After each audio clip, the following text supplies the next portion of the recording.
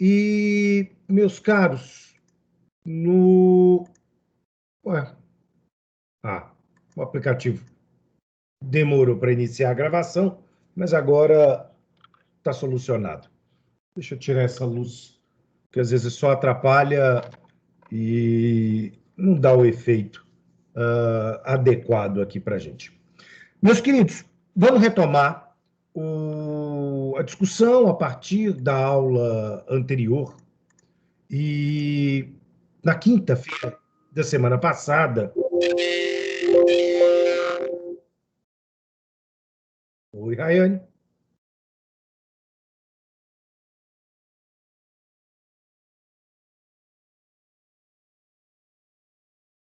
Bom, vamos de novo. Na quinta-feira da semana passada, nós conversávamos acerca da questão da suspensão do procedimento. Se eu não estou enganado, nós finalizamos a discussão sobre suspensão do procedimento, lembrando que, na verdade, essa discussão ela se ramificou, porque ela toca temas da teoria geral do processo. Por óbvio, nenhum desses temas, negociação, precedentes, são temas novos, afinal de contas, isso foi visto por vocês no período anterior, mas a gente aproveita para fazer um repasso, para fazer aqui um refresh da memória de vocês acerca desses conteúdos que serão resgatados por nós, uma vez que eles são conteúdos extremamente importantes para a gente pensar o processo na contemporaneidade, no sincronismo do Código de 2015. E fechamos, né, então, aquela janela sobre a suspensão do procedimento. Vimos os casos em que, consequentemente, o procedimento entra em crise, para usar uma expressão consagrada aqui pelo professor Sérgio Bermudes, da PUC de São Paulo. E, bom, dentro dessa dinâmica, se a gente já sabe agora quando o procedimento se suspende, a gente tem que regredir um ponto anterior e pensar como o procedimento se starta propriamente. E por isso, significa falar sobre a figura da petição inicial. Já demos, se eu talvez não estiver enganado, né, também uma leitura que passa pelo artigo 319, porque o artigo 319 é referido pelo artigo 312 do Código. E foi o primeiro dispositivo, uma vez que esse é o primeiro dispositivo, aliás, do capítulo, do módulo do procedimento de cognição. Lá no 312, vimos que exatamente ele diz, deixa eu voltar aqui, né, que a petição, desculpa, que o procedimento ele tem existência a partir do momento que a petição inicial é protocolizada. Entendendo que a petição inicial é nada mais, nada menos do que a formalização de algo chamado direito de ação, e o direito de ação, ele tem um marco extremamente importante em termos de sua construção histórica, que foge do nosso momento falar sobre a teoria da ação, mas eu vou fazer uma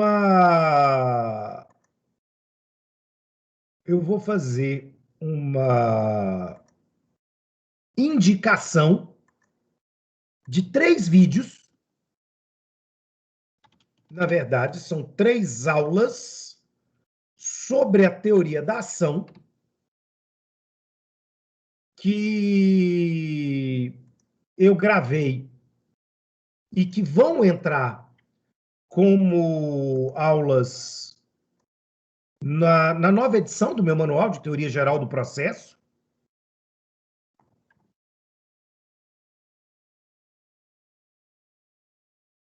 e que eu vou compartilhar com os senhores.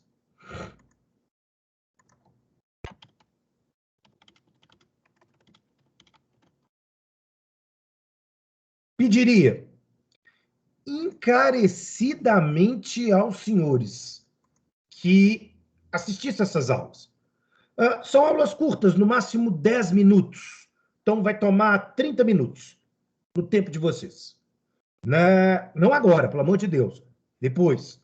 E que essas aulas vão retratar o quadro histórico do direito de ação e, como consequência, né, abrir para uma discussão com a lógica do Código de Processo Civil, como nós conhecemos hoje. Né? Eu estou deixando um outro vídeo aqui, que é na verdade, uma live que eu fiz com o pessoal que tem um projeto muito legal chamado Processo Civil em Ação, trabalhando com aquelas action figures, né? Aqueles bonequinhos animados. E, bom, eu comento um pouco também sobre a necessidade de pensar a teoria da ação. Né? São, então, 4 vídeos que vão fazer aqui um apanhado sobre a teoria da ação e que, de certa maneira, podem ajudá-los a compreender essa discussão, né, que nós estamos diante. Bom, já que eu estou indicando o vídeo, deixa eu aproveitar e indicar mais um, né, que foi a entrevista que eu dei na quarta passada. Que quarta? Segunda? Credo. Já estou perdendo a noção do tempo, desculpa. Na segunda passada, para o pessoal do cursinho preparatório Supremo, eles têm um canal, o Supremo Cast, né? E aí ele está lá no YouTube, ele está no Spotify, ele está no aplicativo de podcast da Apple, da Samsung, enfim. Mas tem a versão em vídeo, né? Tem a versão em vídeo aqui, que eu acho que ela é mais animadinha. Então, quem quiser, fica à vontade. Onde a gente está discutindo exatamente essa nova teoria geral. Essa teoria geral é diferente de uma teoria geral tradicional. E uma teoria geral tem que ser abandonada, porque ela é insuficiente para pensar os problemas da modernidade, como mais à frente a gente pode explorar. Enfim, não é o espaço para essa discussão, mas vale a pena que vocês percebam que o Código de Processo Civil marca um paradigma novo, uma ruptura com aquilo que ficou no passado. Né? E esse passado passou, já era, vai ser superado por essas novas perspectivas teóricas. Infelizmente, né, eu não sei com quem vocês tiveram teoria geral do processo, e, desculpa, não interessa, né? O que interessa exatamente é que foi uma disciplina já vencida e que, mais uma vez, eu deixei no SGA textos sugerindo a leitura de vocês para se antenarem nessa nova pegada. Né? Muito provavelmente, a pegada do semestre passado é diferente da minha, com enfoque é diferente da minha, até, bom, porque eu tenho essa proximidade histórica com o processo de formação do código. Né? Então, é engraçado quando a gente tem a oportunidade de ser parte, testemunha ocular desses fatos, contribuir, trazer a sua discussão. Né? E em determinados momentos, a redação de determinados dispositivos segue uma sugestão que o meu grupo de trabalho, né, desenvolveu lá no PPGD da PUC, com o professor Diele Nunes e outros professores, e que foram bem sucedidos e bem acatados. Enfim, mas isso é questão para outro momento. Então, o que eu quero que vocês percebam, acima de tudo, é o direito de ação é o direito de provocar a atividade jurisdicional. O direito de ação, na contemporaneidade, após a Constituição de 88, ele é incondicionado, ele é ilimitado, porém, o seu exercício precisa ser formalizado. Quando eu digo que ele precisa ser formalizado, significa que ele precisa atender às exigências desta peça técnica denominada petição inicial. E, em cima disso, esta petição inicial, elaborada no sistema brasileiro do procedimento comum, sempre por um advogado, né? Ou pelo menos ela tem que ser assinada por um advogado para que ela seja válida, para que ela surta efeitos, ela tem que seguir alguns requisitos técnicos fundamentais. E esses requisitos técnicos fundamentais estão, então, no artigo 319. Aqui a gente tem uma questão interessante. Diversas pessoas preocupam a construção de petições iniciais com elementos e coisas que, por exemplo, não compõem o rol de elementos essenciais.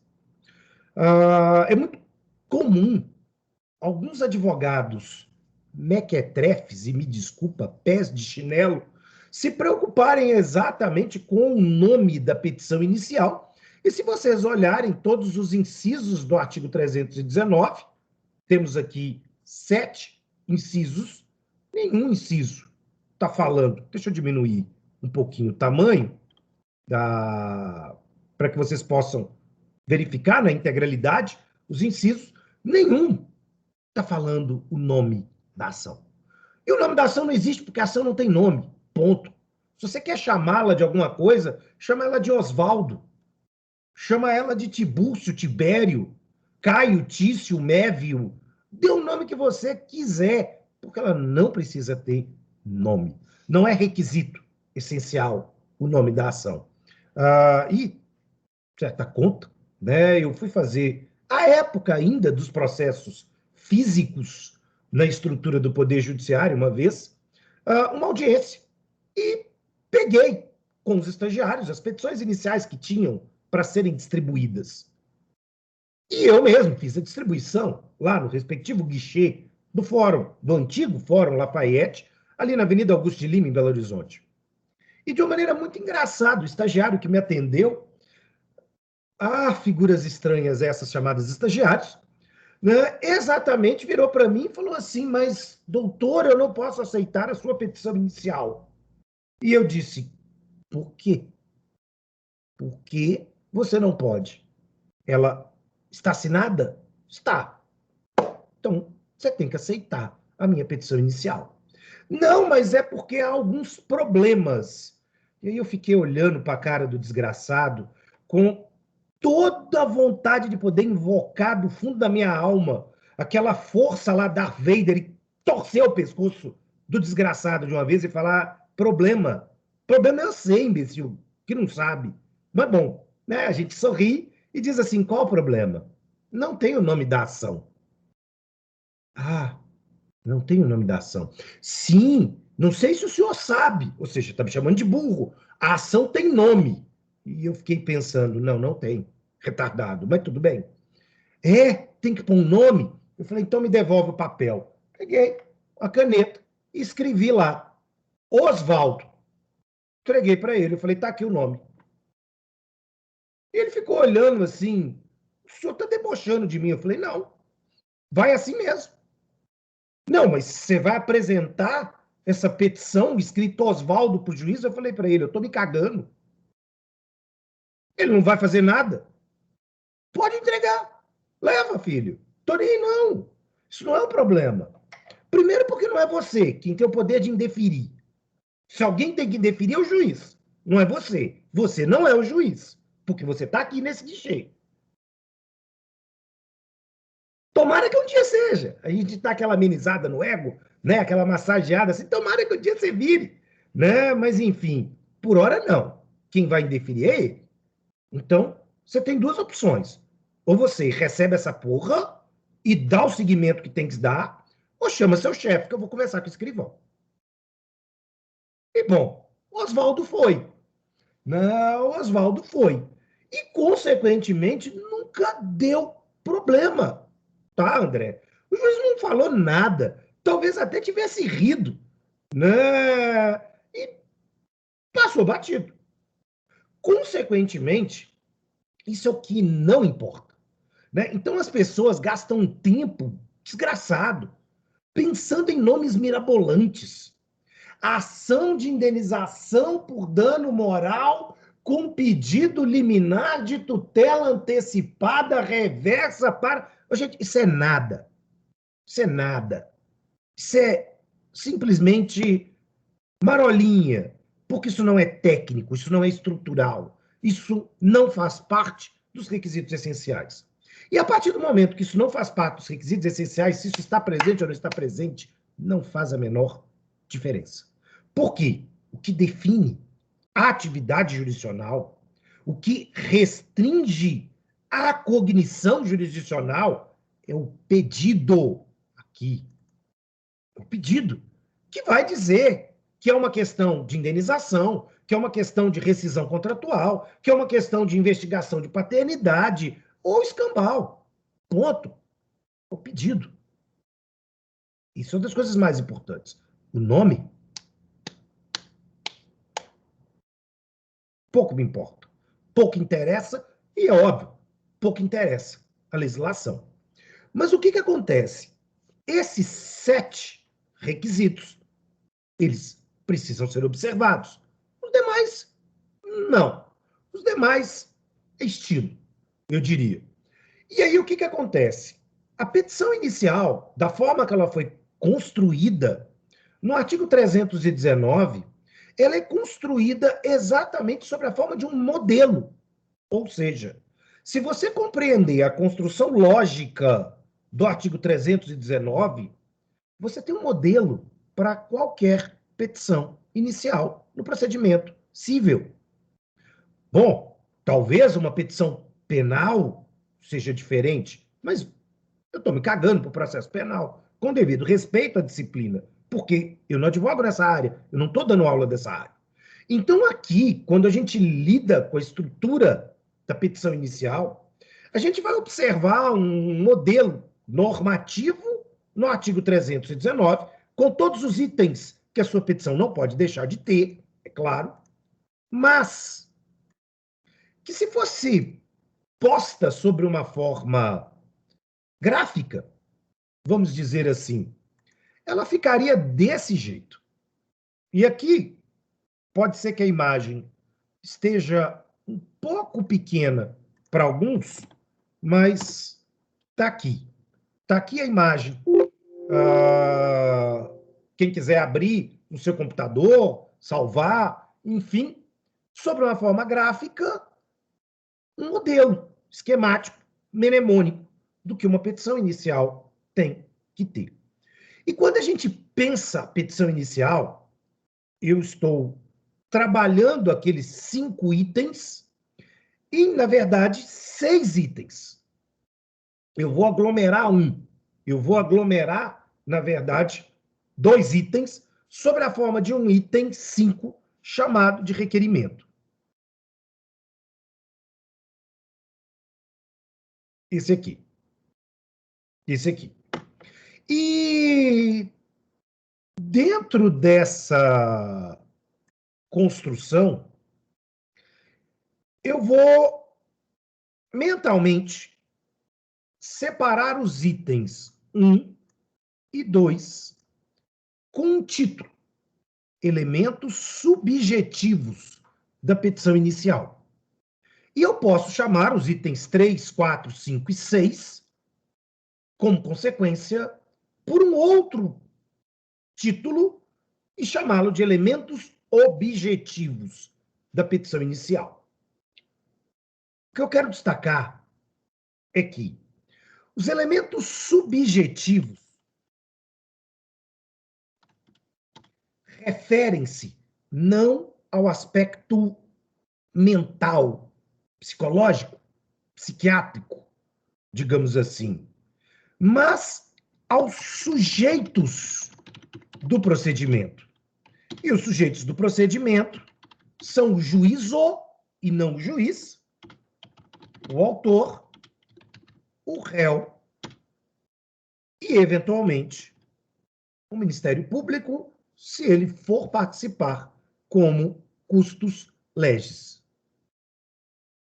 O que foi, Rafaela? Por que essa cara brava? O que eu fiz?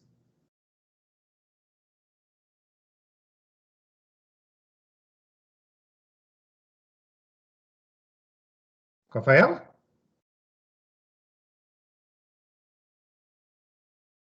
Rafaela? O professor, ela colocou um bonequinho rindo, né? Bravo, não. Tá escrito aqui, ó, bravo. Tá escrito aqui, ó.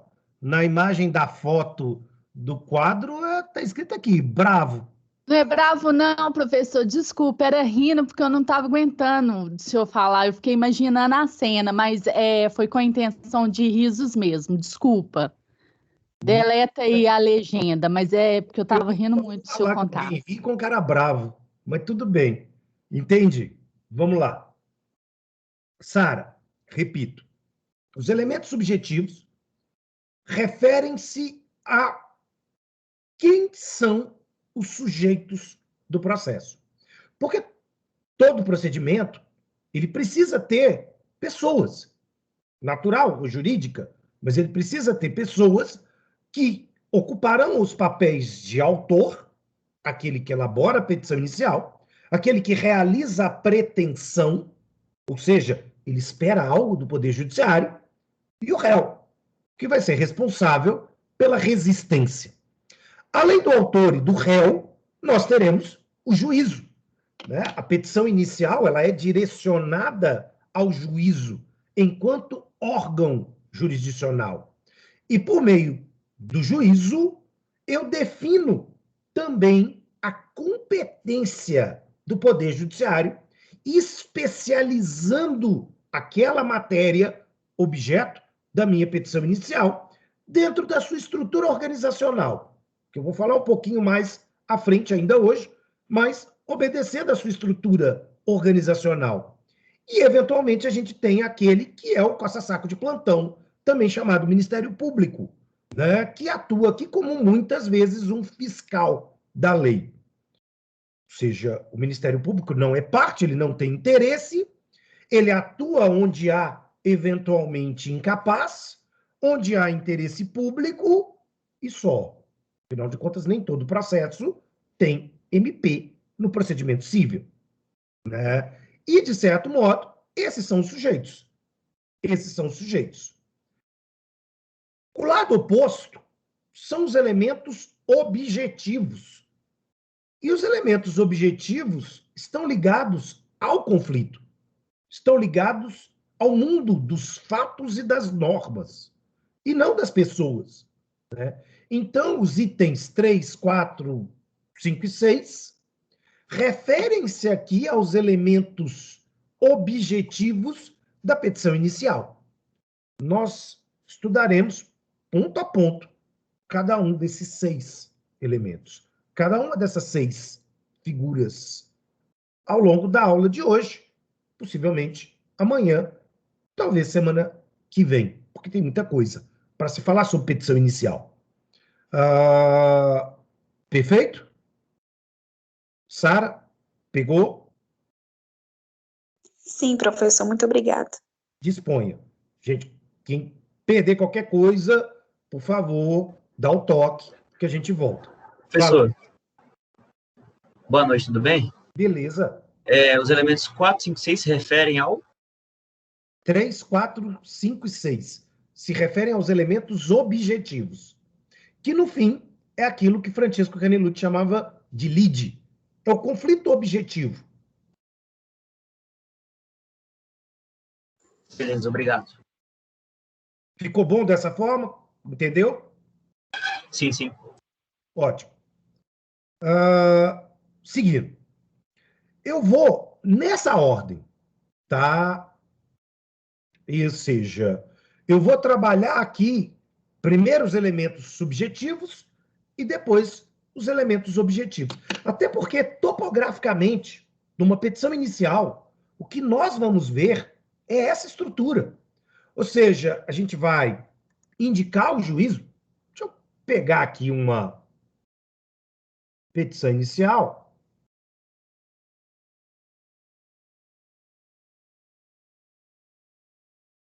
para mais ou menos vocês visualizarem a coisa, né? Uma petição inicial para vocês basicamente visualizarem a coisa. Eu tenho aqui a indicação do juízo, eu tenho aqui a informação de quem é o autor, eu tenho aqui a informação de quem é o réu. Pronto, acabou aqui os elementos subjetivos. Desse item para baixo, é tudo elemento objetivo, né? E aí a petição vai embora até aqui. A petição vai embora até aqui. Perfeito? E, Fabrício, os elementos objetivos estão ligados à causa de pedir e ao pedido. A expressão causa de ação não existe, mas eles estão ligados ao conflito, ao que, no mundo dos fatos e no mundo das normas, motivou o autor a ingressar em juízo. Né? No fundo, o que eu quero? Por que eu quero? Do Poder Judiciário, alguma providência. Fica claro?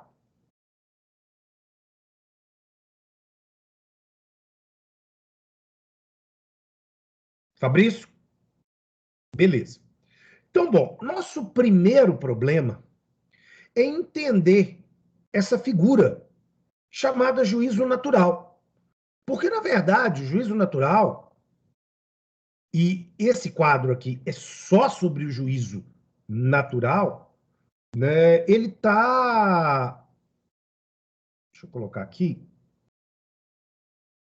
nos revelando uma certa receita de bolo, onde, passo a passo, nós devemos seguir para chegarmos ao juízo natural. Às vezes, a gente fica no meio do caminho. Basta. Às vezes, eu vou ter que cumprir todos os 8 passos para identificar o juízo natural. Qual é a ideia? O juízo natural é um princípio constitucional do devido processo. O juízo natural estabelece que, antes mesmo do conflito existir, já preexiste na estrutura do Poder Judiciário um órgão, pelo menos um órgão jurisdicional, para me julgar. A jurisdição antecede o problema. E, com isso, nós garantimos que não existirá os chamados tribunais de exceção. Talvez o tribunal de exceção mais famoso da história da humanidade seja o Tribunal de Nuremberg, criado pós-Segunda Guerra para julgar os crimes de guerra dos nazistas. Ponto. Ele foi um tribunal criado pelos países vencedores com o propósito de julgamento de quem participou do lado dos nazistas. Esse tribunal nunca existiu. Ele foi criado para esse momento e deixou de existir depois que ele julgou o seu último nazista. Né? Tem um filme maravilhoso, aliás, 2. Tem um mais antigo, que é mais legal, e tem uma versão modernizada, colorida, com o título Tribunal de Nuremberg. Quem nunca assistiu, fica a dica para o final de semana. Né? É um filme bacana com, salvo engano, Alec Baldwin como um dos juízes do tribunal. E envolve esse dilema. Quer dizer, todo mundo entende que até por uma questão de direito internacional ou até de uma moralidade, esperamos o julgamento dos nazistas. Mas os fins não podem nunca justificar os meios. Os direitos são trunfos que devem ser respeitados e não dobrados de acordo com as conveniências da maioria. Enfim, mas voltando. Quando nós identificamos a ideia de juízo natural, nós vamos identificar, então, qual é este órgão que nos julgará o caso. Nesta petição, o juízo é alguém, uma das duas varas cíveis da comarca de Pará de Minas, Minas Gerais. Ponto. Mas como é que eu cheguei nessa conclusão? Exatamente usando essa receita de bolo com seus 8 passos que eu vou mostrar para vocês. Perfeito? Bom, a primeira coisa que eu preciso chamar a atenção de vocês é para o conteúdo do artigo 43 do Código de Processo Civil. Eu quero ir ao 43, porque o artigo 43, ele é paradigmático. Eu estou tentando deixar a maior letra possível para que vocês possam visualizar o texto do artigo. E ele diz, então, que a competência, ou a definição do juízo natural, se dá a partir do momento em que ocorre a distribuição da petição inicial. A distribuição que é feita hoje pelo sistema do peticionamento eletrônico, né? Então, através do sistema do PJE,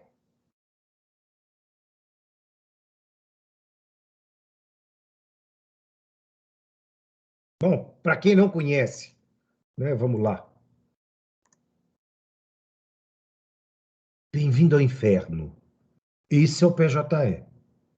Isso tirará as noites de sono de vocês, porque essa merda falha o tempo inteiro, né? O sistema cai o tempo inteiro e ocorre uma série de problemas, né? Então, eu estou apresentando o nome dos cabelos brancos que vocês passarão a ter no futuro, ou talvez a falta desses cabelos, de acordo com o DNA de cada um.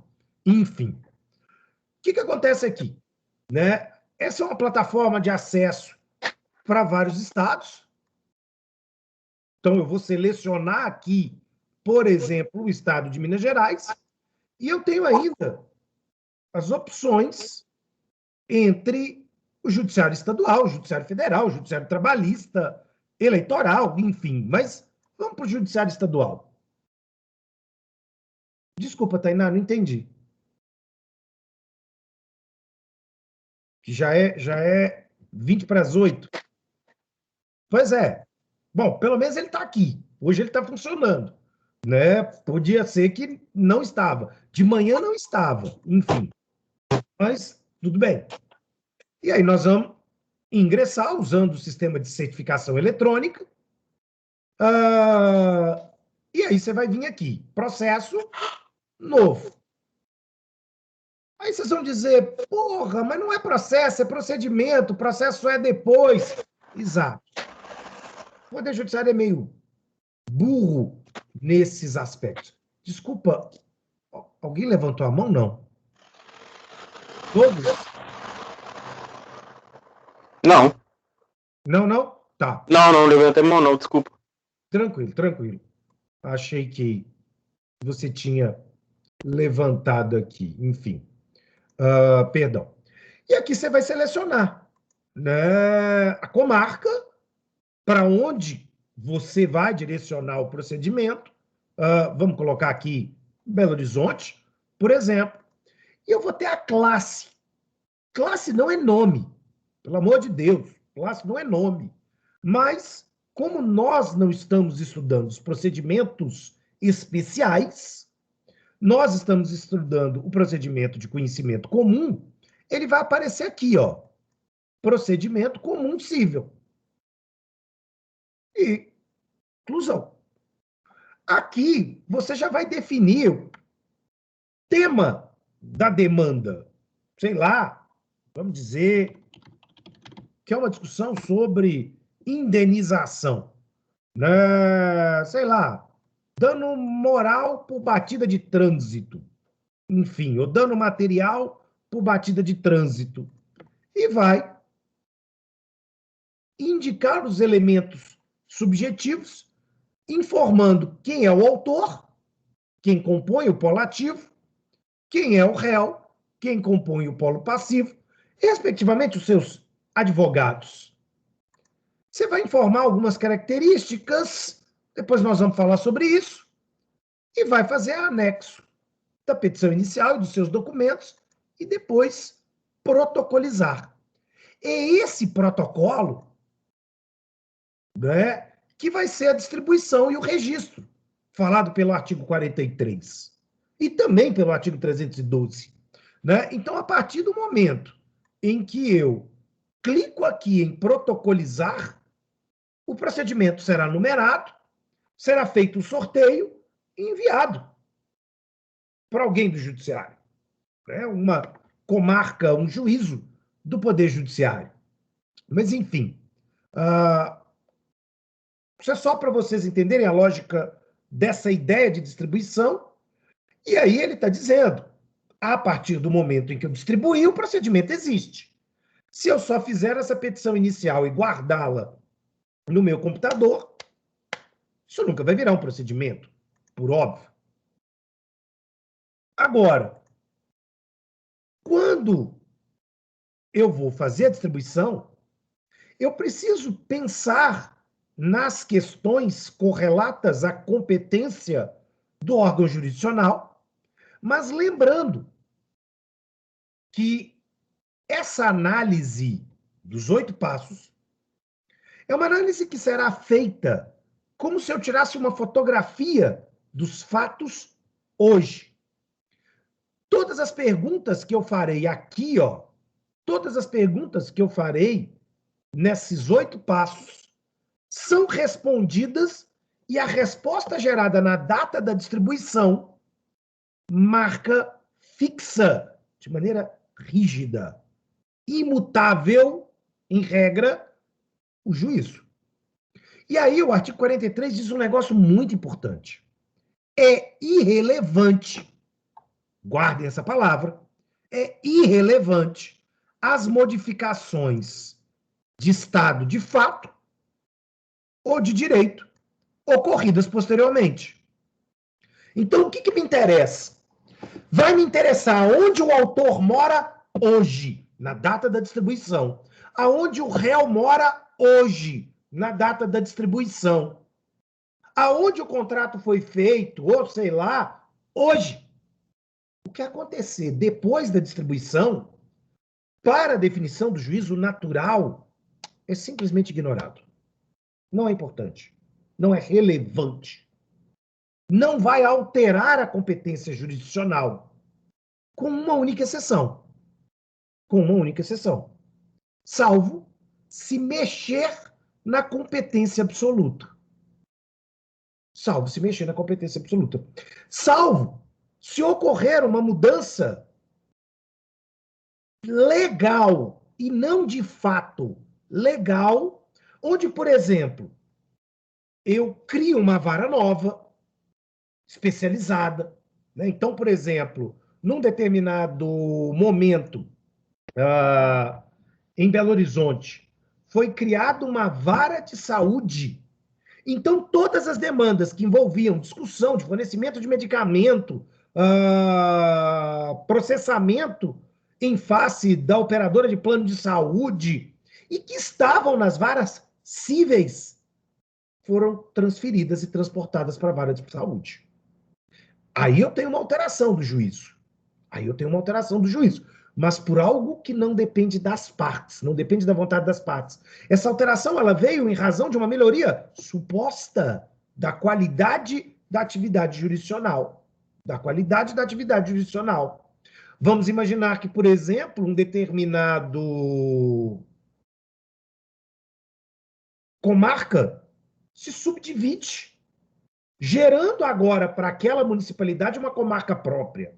Ora, todos os seus procedimentos que estavam na comarca originária serão transferidos para essa. Questão interessante, Diamantina e Gouvêia, né? 2 municípios mineiros dentro da comarca de Diamantina. Se a comarca de Gouvêia ganha existência própria, todos os processos que envolvem aquele município sairão da comarca de Diamantina e irão para a comarca nova criada. Isso aí é uma mudança de órgão jurisdicional. Na emenda 45, em 2004, nós abolimos os chamados tribunais de alçada. E agora tudo que era dos tribunais de alçada vieram para os tribunais de justiça. É uma mudança legal. Aí eu terei alteração. Fora isso, o processo começa num juízo, se ele for o correto, termina nele. E ocorreu um monte de mudança. O réu mudou de endereço, o autor mudou de endereço. A palavra-chave é: isso tudo é irrelevante. Nada disso importa. Nada disso vai trazer qualquer tipo de modificação para a definição do juízo natural, porque ela é estática como uma fotografia retirada no momento da distribuição. Fala, Silas.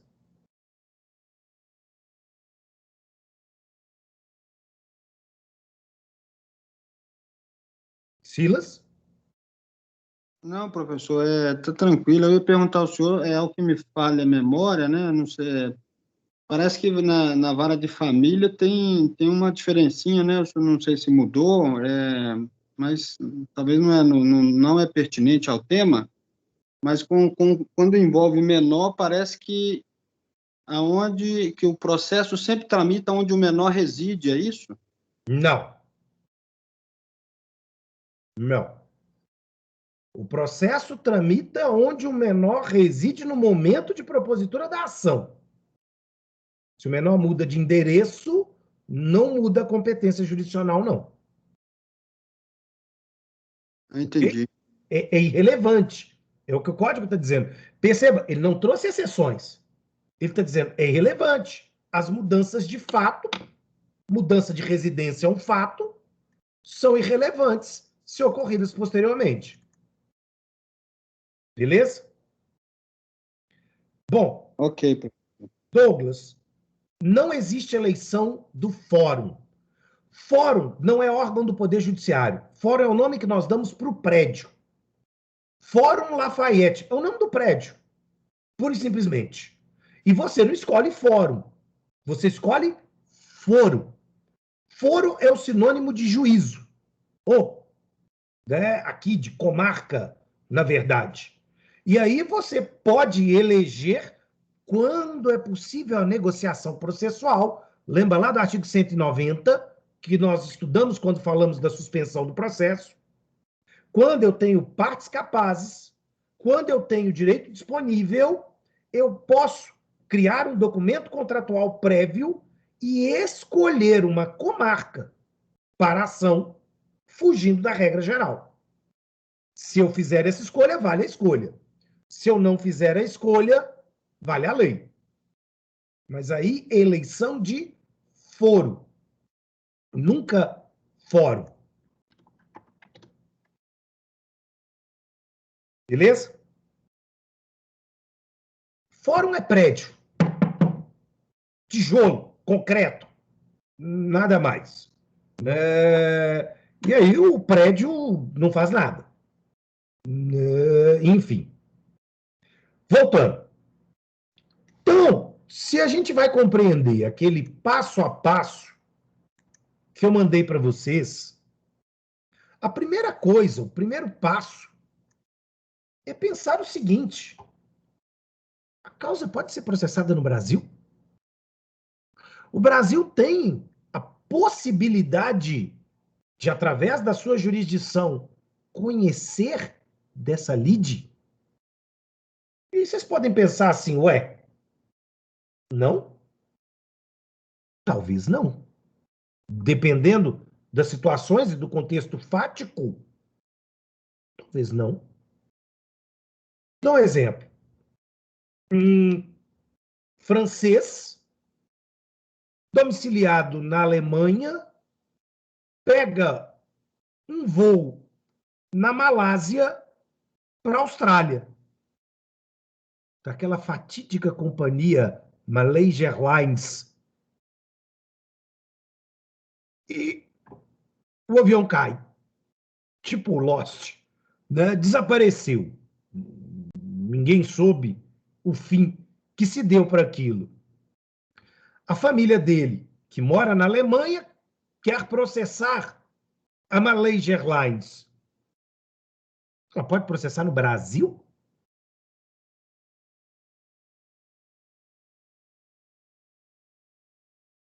Dois.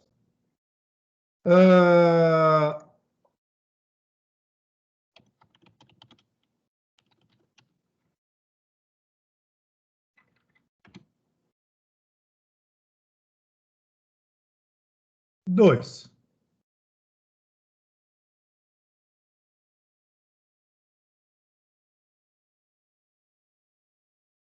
Acho que todo mundo conhece essas duas personalidades, na Rolling Stone, Mick Jagger, e a Luciana Gimenez, que foi mãe de um filho do Mick Jagger. Bom, vamos pensar. Ela poderia mover a ação de investigação de paternidade e pedir pensão alimentícia do Mick Jagger no Brasil? Mick Jagger mora em duplo domicílio em Londres e em Nova York.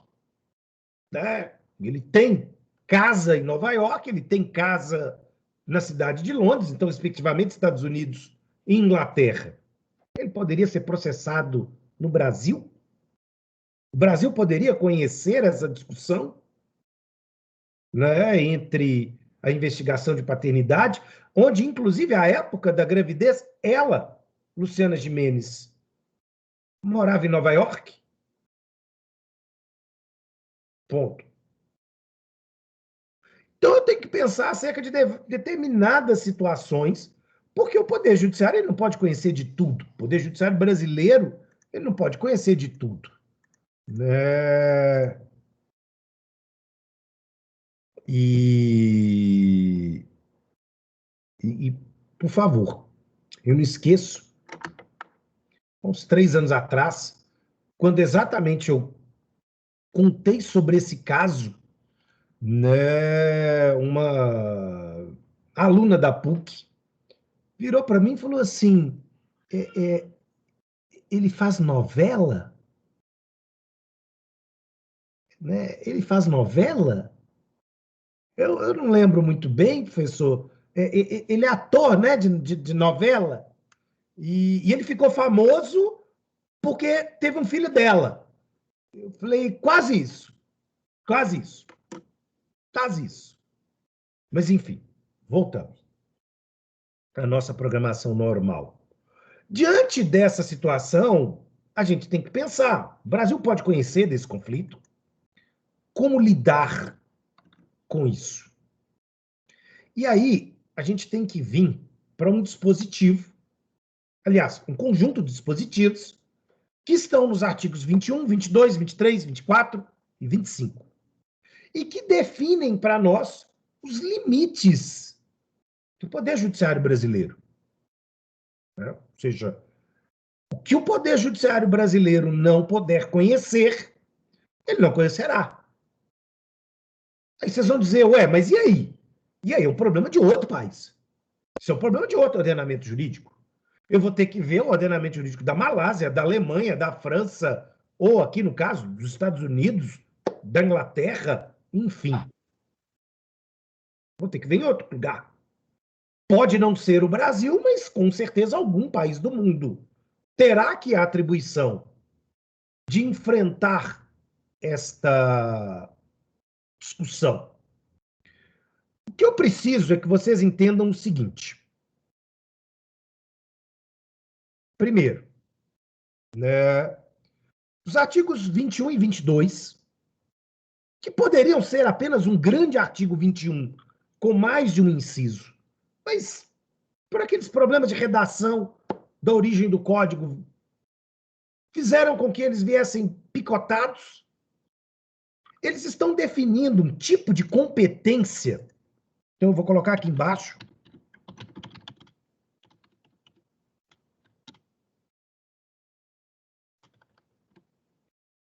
Definidos pelos artigos 21 e 22. Competência comum. O que significa competência comum?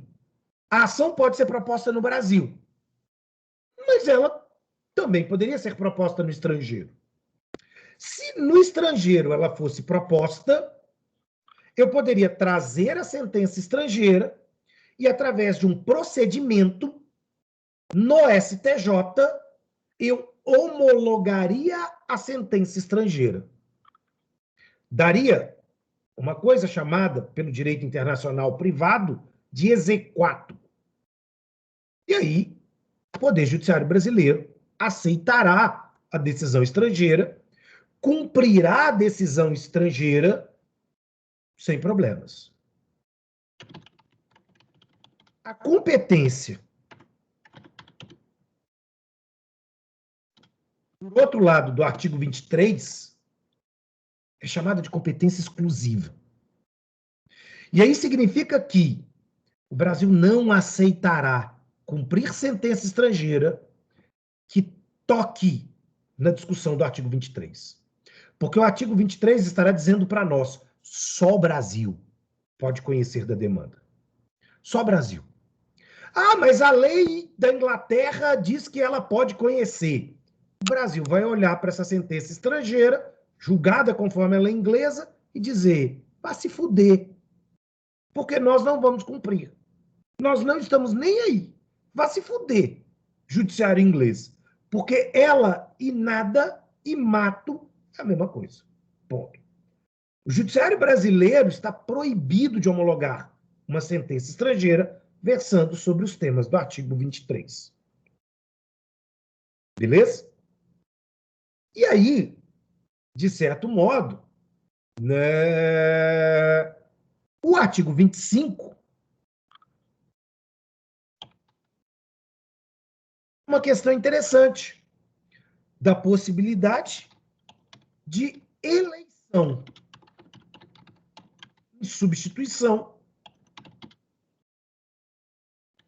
de um judiciário estrangeiro. Mesmo que o Brasil possa conhecer dessa causa, no caso do artigo 25, as partes podem fazer um contrato e dizer, através de uma eleição de foro internacional, que o Poder Judiciário brasileiro está proibido de julgar. Porque nós vamos exercer o nosso direito de ação em outro lugar. Ponto. Exemplo. Eu tive uma cliente, uma multinacional italiana, que fez um acordo, um contrato, com uma multinacional alemã.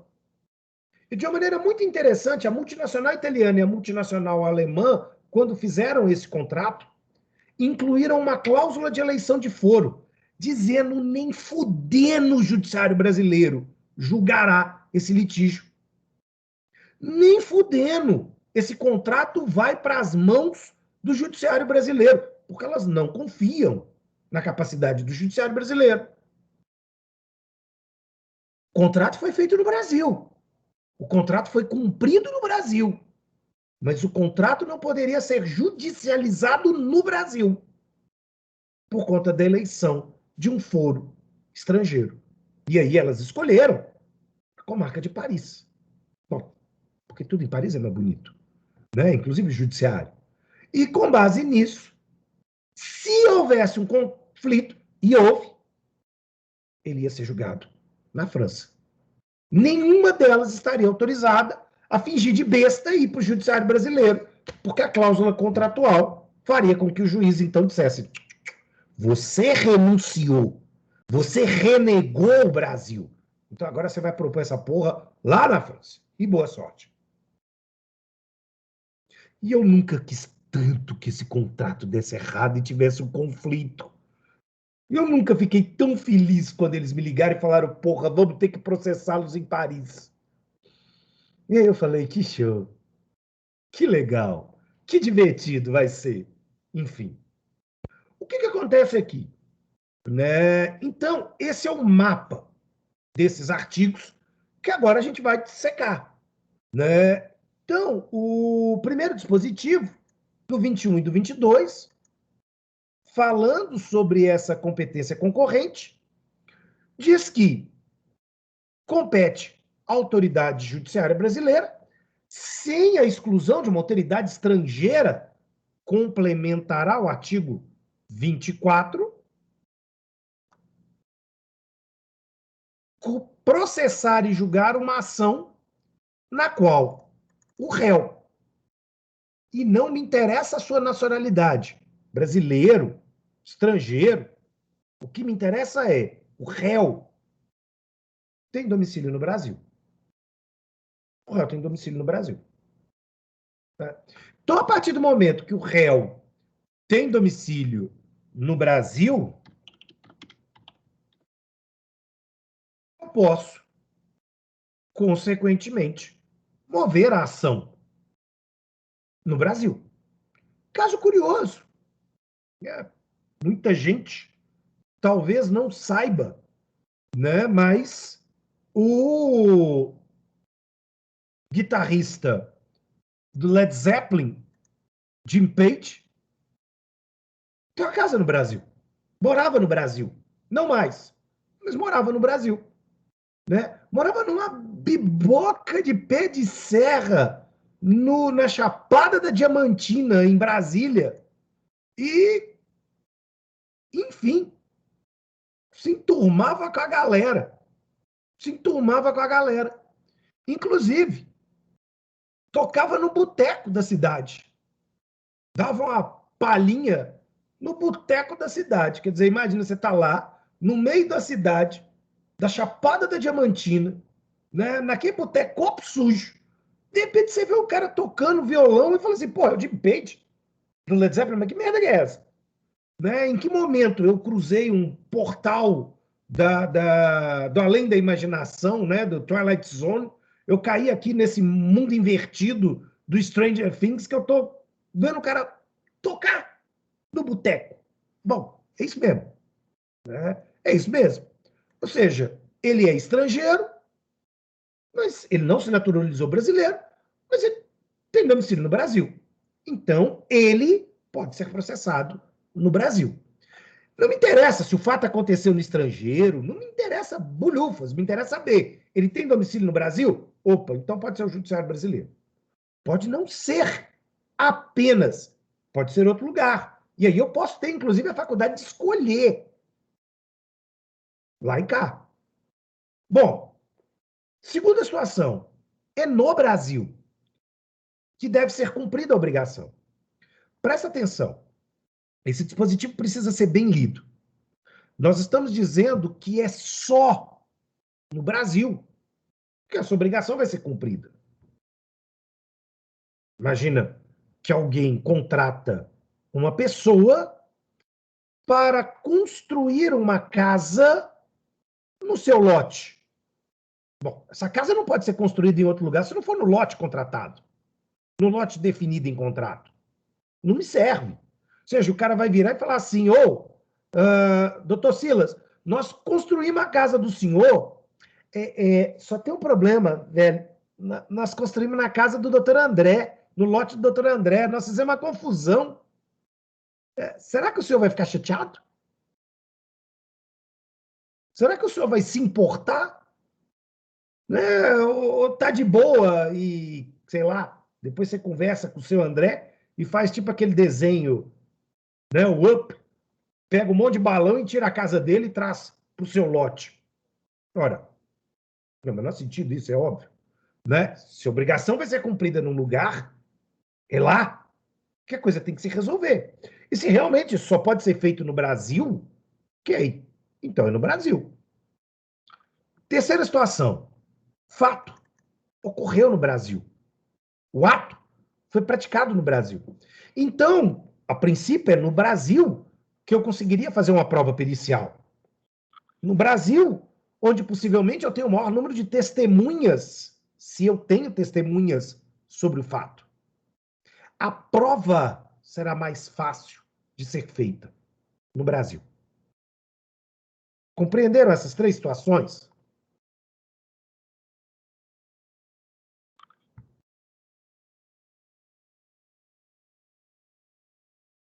O parágrafo único fala um negócio interessante. Para fins do inciso 1º, réu domiciliado no Brasil, quando estivermos falando de PJ, PJ não tem domicílio. Domicílio é um atributo da pessoa natural. E, inclusive, eu posso ter mais de um domicílio. A pessoa estrangeira, jurídica, se ela tiver agência filial ou sucursal no Brasil, ela é brasileira.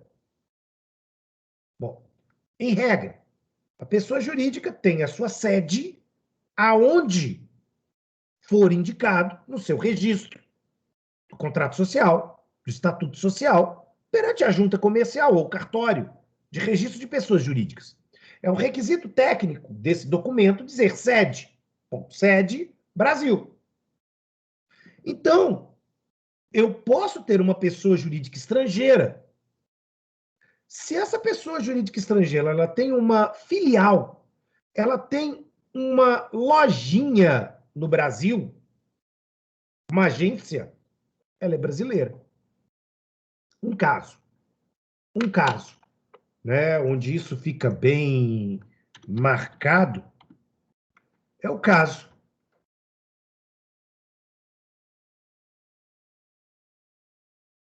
do Citibank.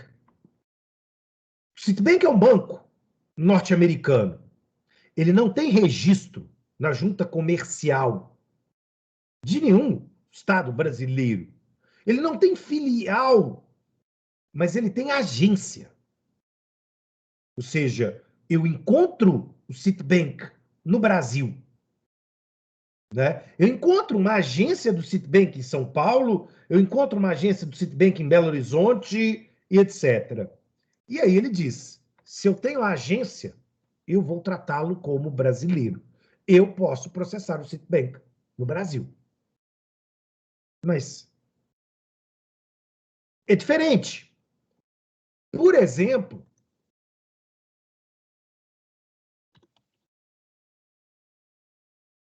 a Facebook do Brasil, LTDA, ou, na verdade, né, o nome brasileiro é Facebook Serviços Online do Brasil S.A. Esta é uma sucursal, é um braço da Facebook Incorporation, com registro lá na Escandinávia, no Brasil. Mas essa empresa é brasileira. Ela está registrada na Junta Comercial de São Paulo. A mesma coisa. A Microsoft do Brasil, né? Ela é do grupo Facebook, mas ela tem existência jurídica própria. O caso do Citibank é um caso diferente, porque no caso do Citibank eu não tenho nada documentado na Junta Comercial de Estado nenhum do Brasil, mas eu tenho a agência. Bom, a Malaysia Airlines, eu encontro ela no Brasil? Eu consigo comprar uma passagem da Malaysia Airlines em algum aeroporto do Brasil? Desce avião da Malaysia Airlines no Brasil? Então, esse réu não pode ser considerado brasileiro por arrastamento do parágrafo único. Ponto. Esse réu está fora de cogitação para o Brasil, a princípio. Só que aí o artigo 22, ele traz mais informações. Ele diz, olha, também compete ao Poder Judiciário brasileiro julgar as ações, bom, de alimentos, pensão, quando o credor, ou seja, quem vai receber os alimentos, tiver domicílio no Brasil. Opa, peraí. O filho da Luciana Gimenez tem residência no Brasil? Então o Brasil pode conhecer do processo dela contra o Mick Jagger. Não quer dizer que ela não possa propor fora. Lembra do artigo 24. E, de fato, ela o fez. Ela propôs fora. Até porque, lá fora, as variáveis eram muito mais favoráveis a ela do que no Brasil. O valor da pensão alimentícia seria fixado muito mais alto do que no Brasil. Segunda situação, o réu tem vínculos no Brasil. Como que? Propriedade de bens. É o caso do Jim Page. Né? Então, como a gente viu, o Jim Page tem uma casa no Brasil. Né? Então, ele tem uma casa. Então, eu posso processá-lo nessa casa. Quer dizer, eu posso usar a casa como mote para entender que ele pode ser processado. Segunda situação, relações de consumo. A situação é regulada pelo direito do consumidor. Existem normas internacionais, tratados pactuados entre todos os estados, correlatos aqui à Organização Mundial do Comércio, a OMC, e que abrange basicamente quase a totalidade do mundo ocidental, que diz que o consumidor ele tem o privilégio de demandar no seu país. Não só no seu país, na sua cidade. Inclusive, como vai dizer o inciso 8º do artigo 6º do Código de Defesa do Consumidor.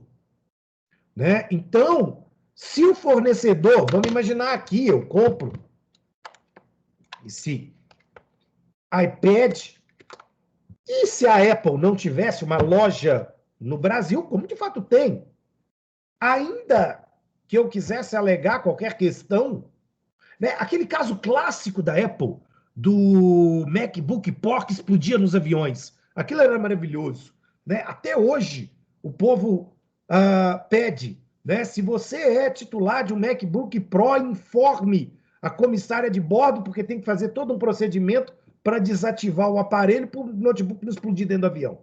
Né? Que merda que é isso? Você paga o notebook, que é o preço de um carro, e, na verdade, ele é um carro-bomba. Bom, enfim. E dentro dessa situação, tá, eu comprei o raio do MacBook que explode. Então, eu posso demandar contra a Apple no Brasil, ainda que a Apple possa não ter nenhuma filial, sucursal ou agência, porque eu sou consumidor. Porque eu sou consumidor. Então, eu tenho esse privilégio de foro. Né? Se não for uma relação de consumo, é óbvio que a questão muda de figura. E aí, no caso 3, as partes aceitaram a jurisdição nacional. O inciso 3º do 22 é o oposto do 25. Porque no 25 elas estão dizendo o seguinte, nem fudendo eu quero te processar no Brasil, ou ser processado no Brasil. No 22 é um surto psicótico, onde as partes estão dizendo, nossa, vem que eu quero o Brasil. Isso é demência. Isso é perigoso. Aliás, quem faz essa cláusula, possivelmente ela poderia ser anulada por incapacidade mental momentânea. Né? Você optar pelo Poder Judiciário brasileiro, se você tem a faculdade de selecionar o mundo civilizado, parece uma coisa meio estranha. Né? Me parece uma coisa meio estranha, mas enfim. Enfim. Lembrem, nós temos um dos piores judiciários do mundo. O mais caro, o mais lento e com o maior número de erros. Ou seja, Titanic, né, indestrutivelmente falho. Nasceu para fundar o projeto, mas enfim, é o que a gente tem. Está na nossa republiqueta de banana. Então aqui as partes dizem, opa, eu quero o Brasil. Escolhemos o Brasil.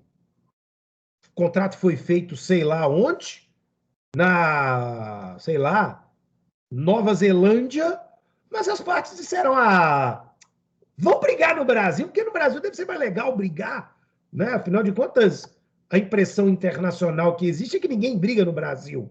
Então nós vamos brigar no Brasil, né? Vamos fazer audiência tomando caipirinha com sei lá, com samba comendo na orelha da gente.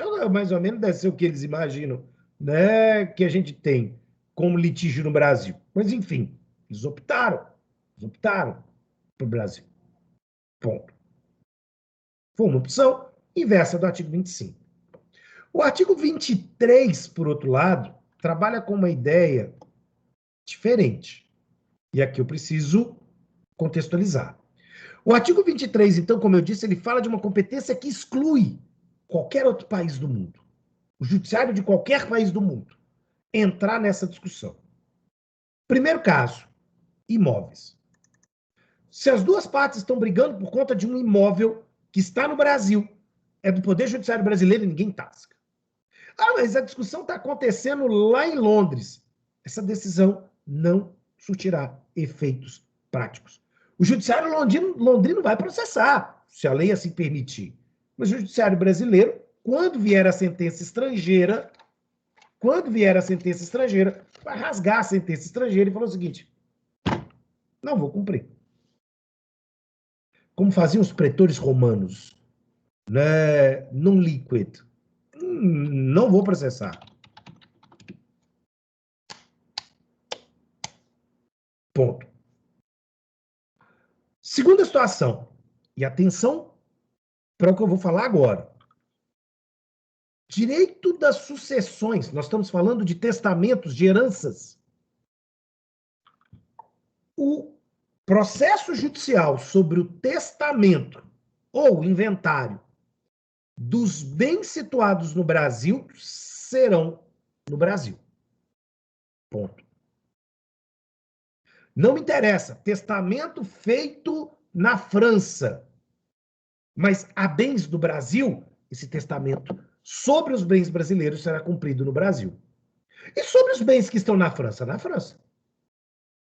Ah, então eu vou ter que ter 2 processos, um para a França, um para o Brasil? Isso, Padawan. Isso. Ponto.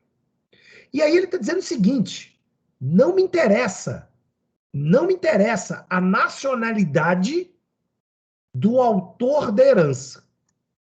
Cuidado com essa expressão. Autor da herança é sinônimo de defunto, tá? Autor da herança é sinônimo de quem morreu.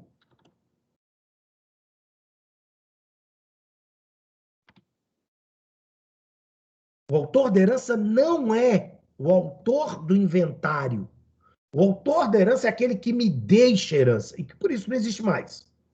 É o morto. É o morto. Então ele está dizendo o seguinte: ainda que o morto tenha nacionalidade estrangeira ou domicílio fora do Brasil, nada disso me importa. O bem, objeto do testamento, está no Brasil? É o Brasil que vai cuidar desse caso. Ponto. Ah, mas o testamento foi processado em não sei aonde. Não faz diferença, não. Não faz diferença, não. Não muda em nada. Vai ser no Brasil. Terceira situação. O divórcio, ou a separação, ou a dissolução de união estável, no qual nós estamos partilhando bens no Brasil, será feito no Brasil. Não me interessa a nacionalidade do casal. Não me interessa aonde eles têm domicílio. Não me interessa aonde foi o casamento. Me interessa simplesmente o seguinte: eles têm bens no Brasil para serem partilhados? Então é no Brasil. Ah, mas e se eles tiverem bens no Brasil e bens no estrangeiro? Os bens estrangeiros serão partilhados no estrangeiro, os bens brasileiros serão partilhados no Brasil. Então, eu vou ter 2 ações. E não é, observem, o Código não está preocupado com o divórcio. O divórcio pode ser decretado na puta que pariu. A decisão sobre a partilha dos bens brasileiros é que é do Poder Judiciário brasileiro com exclusividade. Fala, Júlia. Boa noite, professor. Boa noite. Eu fiquei com uma dúvida, porque e se for o caso de uma pessoa que tem bens aqui no Brasil, ela falece e deixa herança para uma pessoa que mora fora? Como que é tratado? O bem está no Brasil? Então é no Brasil. Sim. Então é no Brasil. Ah, mas o herdeiro mora fora. Ele vai vir para o Brasil para processar no Brasil. Ponto. A gente não quer saber sobre os herdeiros. O dispositivo do inciso 2º, ele só está preocupado em definir que o bem, se está no Brasil, tem que ter o inventário ou a abertura do testamento no Brasil. Perfeito? Opa, obrigada. Aí é a mesma lógica do divórcio, né? Quer dizer, se eu tenho bens no estrangeiro e bens no Brasil, Brasil. E aí não me interessa onde que eles casaram, não me interessa onde que eles moraram, me interessa única e exclusivamente. Os bens do Brasil serão sempre resolvidos no Brasil. Por que que o artigo 23 é tão rígido? Por uma questão tributária. Eu tenho tributos que poderão incidir sobre a herança ou sobre o divórcio. Ora, o juiz estrangeiro, ele não vai pensar e não vai se preocupar com o recolhimento desses tributos. Mas o juiz brasileiro vai. E com isso o poder público, né, que espera receber o tributo, joga na legislação a determinação para que, então, a competência fique com o judiciário brasileiro, porque aí o juiz vai olhar se os tributos estão sendo pagos sobre esses bens herdados, partilhados, enfim. Fica claro isso, gente?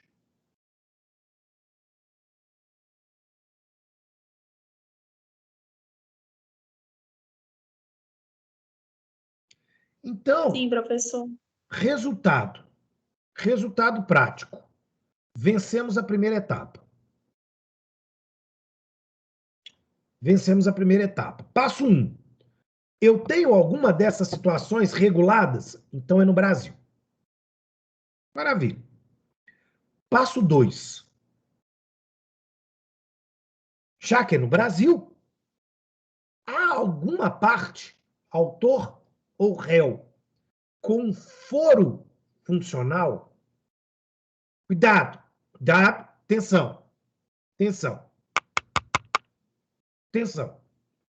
Foro funcional é chamado pela mídia equivocadamente de foro privilegiado.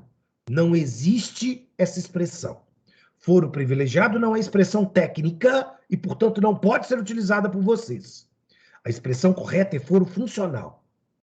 Então, se em razão da função eu estou processando ou sendo processado, eu posso estar ocupando um determinado cargo público que a Constituição de 88 designa previamente um tribunal para conhecer dessa questão. Exemplo, eu sou deputado federal, senador federal, procurador-geral da República, comandante das Forças Armadas, presidente ou vice-presidente da República, Supremo Tribunal Federal. Supremo Tribunal Federal. Por que não está marcando? Supremo Tribunal Federal. Ah, não, eu sou governador do estado de Minas Gerais. Eu sou advogado do estado de Minas Gerais, advogado-geral do estado de Minas Gerais. Superior Tribunal de Justiça. Ah, eu sou prefeito de Contagem, Tribunal de Justiça do estado, né? No caso, Minas Gerais, se eu estou falando do município de Contagem. Então, eu tenho aqui um conjunto de 4 artigos que eu não vou ler com vocês, porque são simplesmente a indicação, inciso por inciso, do artigo 102, 105, 109 e 125 da Constituição. Para casa, ler esses artigos. Né? Aqui eu tenho um rol de autoridades. Autoridades que serão julgadas pelo Supremo, autoridades que serão julgadas pelo STJ, pelo TRF, pelo TJ. Ponto. Né? Só isso, não tem mistério. É simplesmente a identificação de quem são essas autoridades. Perfeito? Passo 3. Não é uma dessas autoridades, então eu não estou, sei lá, propondo mandado de segurança contra o prefeito de Contagem. Então não é aqui. Aí eu vou para o passo 3. O passo 3, eu estou preocupado para saber se existe um juízo especializado. E quem define a especialização de juízo também é a Constituição. E a Constituição, então, ela diz para nós que nós temos 3 juízos especializados: o trabalhista, o eleitoral e o militar. Ponto. Então a questão é uma relação de emprego, judiciário trabalhista. Não, o problema é eleitoral, judiciário eleitoral. Não, nós estamos discutindo uma questão militar, judiciário militar. Ponto. E aí eles têm regras próprias, eles têm um monte de coisa, e nada disso é procedimento civil comum. Então, dentro das regras da CLT, do Código Eleitoral, do Código Militar, eu tenho esse desdobramento de competência. Tenho esse desdobramento de competência. Que não nos interessa. Vocês vão ver isso lá na aula de processo do trabalho, na aula de processo eleitoral, enfim. Nada disso nos interessa.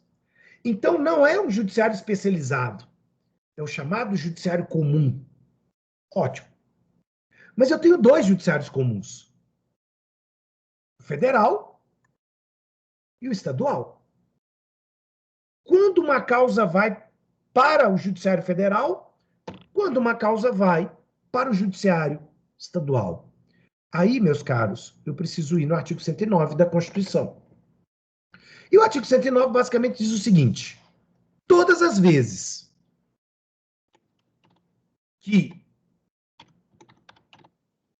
tiver uma causa onde é parte a União ou empresa pública federal ou autarquia federal ou fundação pública federal, judiciário federal. Acabou o problema. Não é essas pessoas, judiciário estadual. Então, eu estou processando a União, judiciário federal. Eu estou processando a UFMG, autarquia federal, judiciário federal. Eu estou processando a Caixa Econômica Federal, empresa pública federal.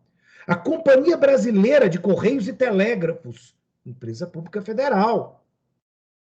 Estou processando o INSS, federal. Estou processando a Comissão de Valores Mobiliários, federal. Estou processando a Agência Nacional de Saúde. Estou processando a agência, sei lá, a ANEEL, federal. Ponto.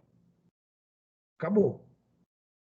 Ah, não. Eu estou processando o Banco do Brasil. Não, o Banco do Brasil não é empresa pública federal. Sociedade de Economia Mista. Então, judiciário estadual. Estou processando a CEMIG, estou processando, sei lá, judiciário estadual. O Zé da padaria, judiciário estadual. Ponto. Perfeito? Até aqui. Ok?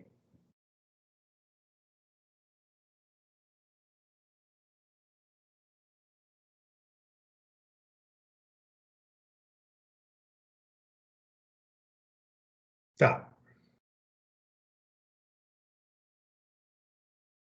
Ficamos por aqui. Amanhã nós vamos ver os passos 5, 6, 7 e 8. Leiam, aproveitem o 102, o 105, o 109 e o 125 da Constituição de 88, por favor. Perfeito? Moçada, uma excelente noite. Até amanhã. Grande abraço.